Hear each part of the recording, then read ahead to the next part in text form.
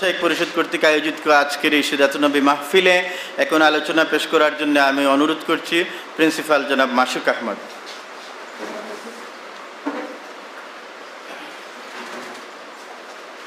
আসসালামু আলাইকুম ওয়া রাহমাতুল্লাহি ওয়া বারাকাতুহু।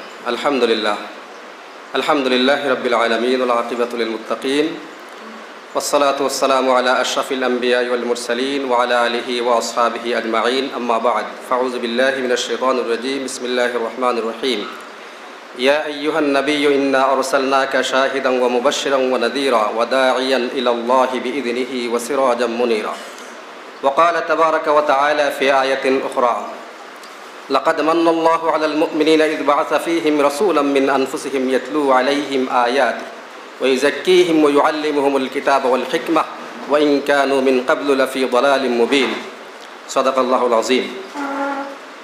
সিলেটের ঐতিহ্যবাহী সংগঠন উলামা মাশায়েখ পরিষদ কর্তৃক আয়োজিত আজকের এই সিরাতুন নবী সাল্লাল্লাহু আলাইহি ওয়াসাল্লামের মাহফিলের উপস্থিত সম্মানিত সভাপতি সাহেব, সম্মানিত অতিথিবৃন্দ, আমার সামনে উপস্থিত সম্মানিত সুধীমণ্ডলী, আল্লাহ রাব্বুল আলামিনের শুকরিয়া আদায় করছি যে আল্লাহ রাব্বুল আলামিন আমাদেরকে এরকম নবী জীবনী সংক্রান্ত একটি মাহফিলে উপস্থিত হওয়ার তৌফিক দান করেছেন। আমরা কালিমাতুশ শুকর আদায় করছি আলহামদুলিল্লাহ। আল্লাহর হাবিব এমনি এমনি আগমন করেন নাই। বিশ্বনবী যেমন দামি তেমনইভাবে তাকে চেয়ে আগমন করাতে হয়েছে। এবং একটা মেয়ের বাড়িতে যখন বিয়ের প্রস্তাব দেওয়া হয়, অনেক সময় মামা, খালা, খালু, চাচা কেউ প্রস্তাব দেন, কিন্তু কোনো সময় মেয়ের পক্ষ থেকে বলা হয় যে বাবার প্রস্তাব আসতে হবে। বিশ্বনবীর আগমনের জন্য বাবার প্রস্তাব দেওয়া লাগছে। ইব্রাহিম আলাইহিস সালাতু ওয়াস সালাম কাবাঘর নির্মাণ করার পরে বিশ্বনবীর আগমনের জন্য দোয়া করেছেন। আল্লাহ রাব্বুল আলামিন কোরআনে কারীমের সূরাতুল বাকারার 129 নম্বর আয়াতে অংশটুকু তুলে দিয়েছেন। তিনি দোয়া করেছেন, রব্বানা ওয়াবআস ফীহিম রাসূলাম মিনহুম ইয়াতলু আলাইহিম আয়াতিকা ওয়া ইউআল্লিমুহুমুল কিতাবা ওয়াল হিকমা ওয়া ইউযাক্কিহিম ইন্নাকা আনতাল আজিজুল হাকীম। হে রব্বুল আলামিন, তুমি তোমার পক্ষ থেকে তাদের মধ্য থেকে একজন রাসূল প্রেরণ করো, যিনি এসে 4টি দায়িত্ব পালন করবেন।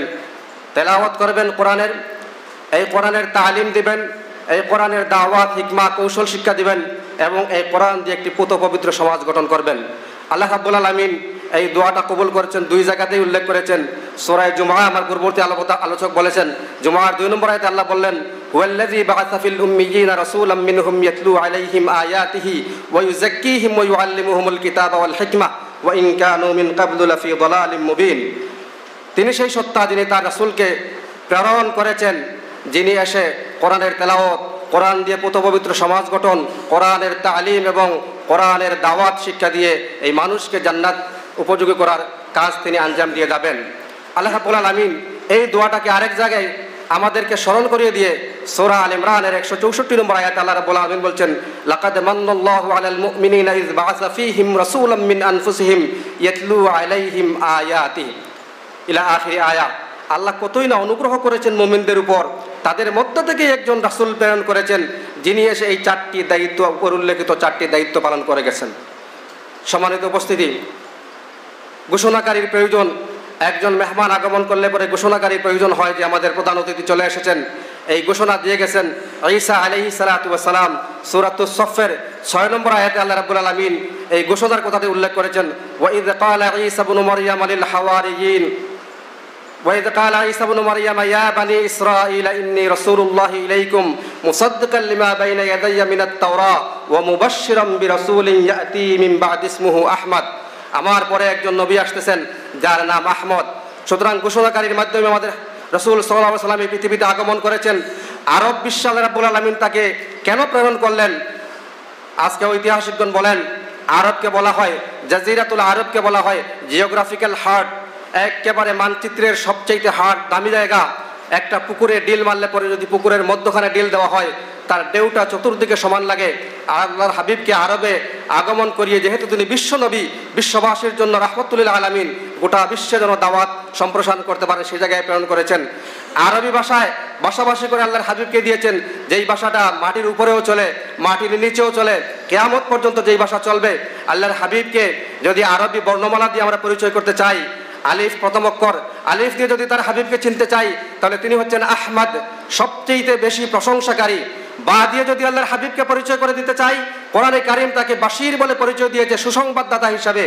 তা দিয়ে যদি আল্লাহর হাবিবকে পরিচয় করা লাগে, আল্লাহর হাবিবের পরিচয় হচ্ছে তিনি হচ্ছে তাকি, সবচেয়ে বেশি পরেজগার, সবচেয়ে বেশি আল্লাহকে ভয় করেন। সা দিয়ে যদি আল্লাহর হাবিবের পরিচয় দিতে চাই, তাহলে সাহাদি হচ্ছে নাজমুস সাকিব, তিনি হচ্ছেন উজ্জ্বল চকচকে উজ্জ্বল তারকা। যদি আমরা জিম দিয়ে আল্লাহর হাবিবের পরিচয় করতে চাই, তিনি হচ্ছেন জামিল, সবচেয়ে সুন্দর। হা দিয়ে পরিচয় করতে চাইলে তিনি হচ্ছেন সবচেয়ে বেশি প্রশংসাকারী, হামিদ। খা দিয়ে পরিচয় দেওয়া হয়েছে, তিনি হচ্ছেন খাতামুন নবিয়্যিন।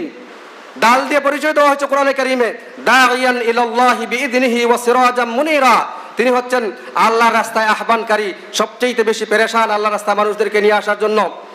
জাল দিয়ে আল্লাহর হাবিবের পরিচয়, তিনি হচ্ছেন জাকিয়ুন, সবচেয়ে বেশি মেধাবী তিনি ছিলেন। আল্লাহর হাবিবের এইভাবে প্রত্যেকটা অক্ষরে কোরআনে কারীমে তার পরিচয় দেওয়া আছে। সিন দিয়ে আল্লাহর হাবিবকে বলা হচ্ছে সাইয়্যিদুল কাউনাইনি ওয়াস সাকালাইন, তিনি হচ্ছেন সর্দার দুজাহানের। শিন দিয়ে তার পরিচয় দেওয়া হচ্ছে তিনি হচ্ছেন শাফিউল মুজনিবিন, গুনাহগারদের জন্য তিনি সুপারিশকারী। সাদ দিয়ে সাফিউল্লাহ আল্লাহর হাবিবকে বলা হচ্ছে। দাদ দিয়ে দামিনুল উম্মাহ, তিনি উম্মতের দামিনদার, উম্মতের জন্য সুপারিশ করবেন। তা দিয়ে তাকে তাহির তাইয়্যিব, পবিত্র এবং সবচেয়ে বেশি পবিত্র পরিচয় দেওয়া হচ্ছে। জ দিয়ে বলা হচ্ছে জাইরুল জান্নাহ, তিনি জান্নাত সচক্ষে দেখে এসেছেন। তারপরে যে ফা দিয়ে তার পরিচয় দেওয়া হচ্ছে তিনি ফারিকু বাইনাল হাক্কি ওয়াল বাতিল, সত্য এবং মিথ্যার পার্থক্যকারী তিনি। মিম দিয়ে তার পরিচয় দেওয়া হচ্ছে তিনি হচ্ছেন মুহাম্মদ, তিনি হচ্ছেন মুদ্দাসির, তিনি হচ্ছেন মুজাম্মিল, তিনি হচ্ছেন মনসুর, তিনি হচ্ছেন মাহবুব, তিনি হচ্ছেন মুস্তাফা। সম্মানিত উপস্থিতি, হা দিয়ে তার পরিচয় দেওয়া হচ্ছে তিনি হচ্ছে হাদিল লিল আলামিন, সর্বশেষ। ইয়া দিয়ে তার পরিচয় দেওয়া হচ্ছে ইয়াসিন।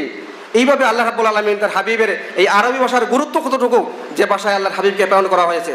সম্মানিত উপস্থিতি, আল্লাহর হাবিব উম্মতের জন্য তিনি হচ্ছেন দয়ালু, উম্মতের জন্য কতটুকু পেরেশান ছিলেন। কোরআনে কারীমের সূরাতুত তাওবা 128 এবং 29 নম্বর আয়াতে আল্লাহ রাব্বুল আলামিন বলছেন, লাকাদ জাআকুম রাসূলুম মিন আনফুসিকুম আজিজুন আলাইহি মা আনিতুম হারিসুন আলাইকুম বিল মুমিনিনা রাউফুর রহিম।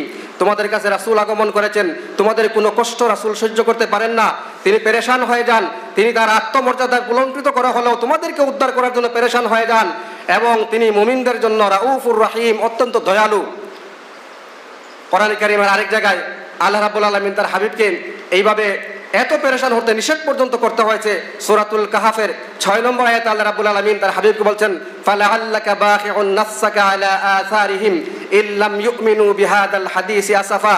হে হাবিব, আপনার উম্মতের জন্য আপনি এত পেরেশান হয়ে গেছেন, তাদের জন্য আপনি পেরেশানি করতে করতে এক সময় তো আপনার নিজেকেই আপনি ধ্বংসের দিকে ঠেলে দেবেন।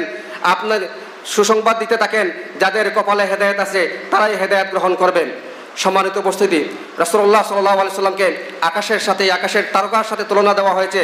একটা আকাশ যেভাবে একজন শিশু দেখতে পারে, একজন বৃদ্ধ মানুষ দেখতে পারে, একজন বিপ্লবী যেভাবে দেখতে পারে, একজন মুজাহিদ যেভাবে দেখতে পারে, একজন যুবক যেভাবে দেখতে পারে, একটা রাষ্ট্রনায়ক যেভাবে দেখতে পারে, আল্লাহর হাবিবকে যদি অনুসরণ করতে চায় একটা শিশু, সে যদি একটু আদর্শবান শিশু হতে চায়, তাহলে শিশু মুহাম্মদুর রাসূলুল্লাহ সাল্লাল্লাহু আলাইহি ওয়াসাল্লামের জীবন তার জন্য যথেষ্ট। একজন বৃদ্ধ যদি তার আদর্শ বৃদ্ধ হতে চায়, রাসূলুল্লাহ সাল্লাল্লাহু আলাইহি ওয়াসাল্লাম বয়স্ক জীবনগুলো সে অনুসরণ করতে পারবে। একজন স্বামী যদি আদর্শ স্বামী হতে চায়, স্বামী রাসূলুল্লাহ সাল্লাল্লাহু আলাইহি ওয়াসাল্লামকে সে গ্রহণ করতে পারে। একজন বিপ্লবী যদি আদর্শ বিপ্লবী হতে চায়, বিপ্লবী মুহাম্মদুর রাসূলুল্লাহ সাল্লাল্লাহু আলাইহি ওয়াসাল্লামকে সে অনুসরণ করতে পারে। সম্মানিত উপস্থিতি, আল্লাহর হাবিবের জীবনের কোন অংশ নিয়ে কি আলোচনা করব? আল্লাহর হাবিব সাল্লাল্লাহু আলাইহি ওয়াসাল্লাম রাষ্ট্র পরিচালনার 23 বছর জিন্দেগি যদি আমরা অনুসরণ করে, আল্লাহ রাব্বুল আলামিন বলছেন সূরা আহজাবের 21 নম্বর আয়াতে, লাকাদ কানা লাকুম ফি রাসূলিল্লাহি উসওয়াতুন হাসানাহ, রাসূলুল্লাহ সাল্লাল্লাহু আলাইহি ওয়াসাল্লামের জীবন রয়েছে তোমাদের জন্য উত্তম আদর্শ। সুতরাং একজন আদর্শ মহামানব হিসাবে রাষ্ট্র পরিচালকগণ যদি তার অনুসরণ করতে পারত, তাহলে আজকে জর্জ বার্নার্ড শো যেভাবে বলেছে যে বিশ্বের সমস্ত মানুষগুলোকে যদি এক করে বিশ্বের মানচিত্রতে উঠিয়ে দিয়ে একজন নেতার নেতৃত্বে যদি বিশ্বকে চালাতে দেওয়া হয়, তাহলে বিশ্বনবী মুহাম্মদুর রাসূলুল্লাহ সাল্লাল্লাহু আলাইহি ওয়াসাল্লামকে দায়িত্ব দিলে সম্ভব, আর কোনো মাধ্যমে এই বিশ্বে শান্তি আনা সম্ভব নয়। আমার সময় শেষ। সম্মানিত উপস্থিতি, অমুসলিমদের কাছে মুহাম্মদুর রাসূলুল্লাহ সাল্লাল্লাহু আলাইহি ওয়াসাল্লামের দাওয়াতনামা কেমন ছিল, কোরআন এবং সুন্নাহর আলোকে সে কথাগুলো আপনারা জানেন। অমুসলিমদের সাথে, বিরুদ্ধবাদীদের সাথে তার আচরণ কেমন ছিল, এমনকি আল্লাহর হাবিব সাল্লাল্লাহু আলাইহি ওয়াসাল্লাম তাকে আল্লাহ রাব্বুল আলামিন কোরআনে কারীমের সূরা আহজাবের 45 এবং 46 নম্বর আয়াতে যে 4টি কোয়ালিটি দিয়েছেন, একটা কোয়ালিটি একজন মানুষের জীবনের জন্য যথেষ্ট। ইন্না আরসালনাকা শাহিদ, আমাদের পরিচয় দেওয়া হচ্ছে, রাসূলের পরিচয় দেওয়া হচ্ছে তিনি শাহিদ হিসাবে, কোরআনে কারীমের আল্লাহ রাব্বুল আলামিন সূরা বাকারার 143 নম্বর আয়াতে বলছেন, ওয়া কাযালিকা জাআলনাকুম উম্মাতান ওয়াসাতাল লিতাকুনু শুহাদাআ আলান নাস ওয়া ইয়াকুনার রাসূলু আলাইকুম শাহীদা। ও মুবাশশির, তাকে মুবাশশির হিসেবে পরিচয় দেওয়া হয়েছে। ওয়া দাঈয়ান ইলাল্লাহি বিইজনি, দাঈয়ান ইলাল্লাহ, দাঈ ইলাল্লাহর পরিচয় দেওয়া হয়েছে। সিরাজাম মুনিরা, আকাশের উজ্জ্বল তারকার সাথে তুলনা দেওয়া হয়েছে। আসুন আমরা এই রাসূলের জীবন থেকে আমাদের জীবনটাকে সুন্দর করি, আমাদের সমাজটাকে সুন্দর করি। যদি আমাদের জীবন এবং সমাজকে কোরআন সুন্নাহর আলোকে সাজাতে পারি, তাহলে সেই সোনার মদিনার মতো রাষ্ট্র আজকেও আমাদের দ্বারা গঠন করা সম্ভব হবে। আল্লাহ রাব্বুল আলামিন আমাদের সবাইকে আমল করার তৌফিক দান করুন। হাদা মা ইনদি ওয়াল ইলমু ইনদাল্লাহ। ওয়াসসালামু আলাইকুম ওয়া রাহমাতুল্লাহি ওয়া বারাকাতুহু।